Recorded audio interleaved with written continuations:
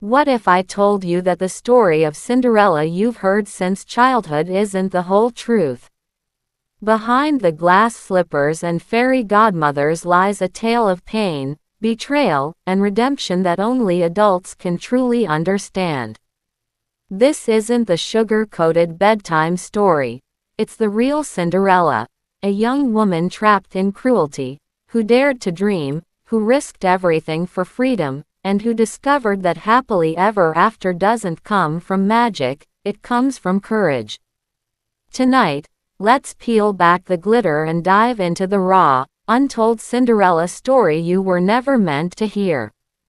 Cinderella's real name was Ella, but her stepfamily never let her forget that she was less than them.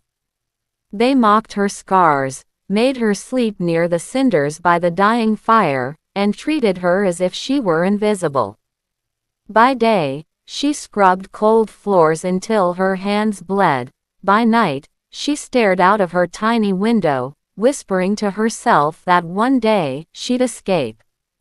Her father had once promised her safety, but he was gone, lost to the world before she could even say goodbye. Her stepmother, elegant yet cruel, ruled the house with an iron fist. Her stepsisters were no better. Obsessed with appearances, greedy for wealth, and shamelessly cruel to the girl they called Cinderella.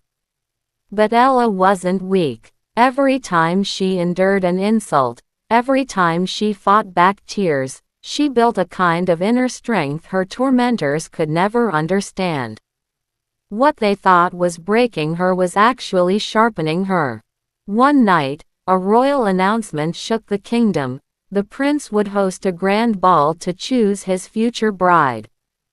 To her stepmother, this was a once-in-a-lifetime opportunity for her own daughters. To Ella, it was a forbidden dream, a reminder that she would never be allowed into such a world. But destiny had other plans. When her stepmother tore her dress apart in jealousy, Ella felt her last bit of hope slip away. That was when the unexpected happened. A figure cloaked in mystery appeared, not a fairy godmother in a glittering gown, but a woman hardened by years of magic and wisdom. She wasn't there to save Ella, but to remind her of her own strength. "You've been waiting for someone to rescue you," the woman said softly. "But the truth is, you've had the power all along. Do you want freedom, Ella? Or do you want to remain their prisoner?" With a wave of her hand, the woman transformed Ella's torn rags into a breathtaking gown of midnight silk. Her shoes weren't delicate glass, but silver, strong enough to carry her through more than a single night. At the ball, Ella didn't just turn heads, she silenced the room. The prince, yes, noticed her beauty, but more importantly, he noticed her spirit.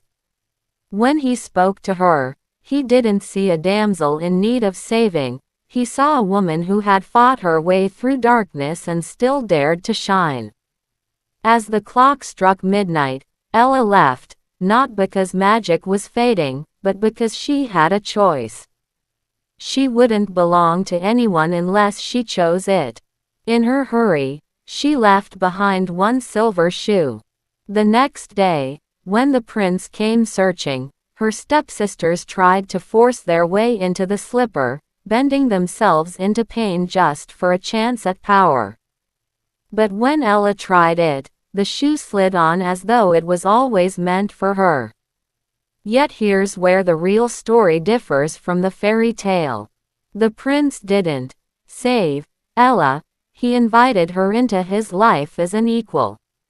She didn't marry him just to escape her stepmother, she married him because he respected her scars, her strength, and her dreams.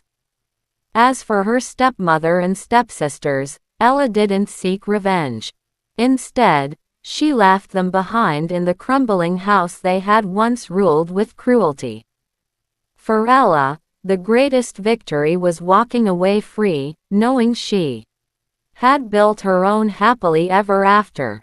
And so, Cinderella's true story wasn't about magic slippers or fairy blessings. It was about resilience, courage, and a young woman who refused to be defined by her suffering.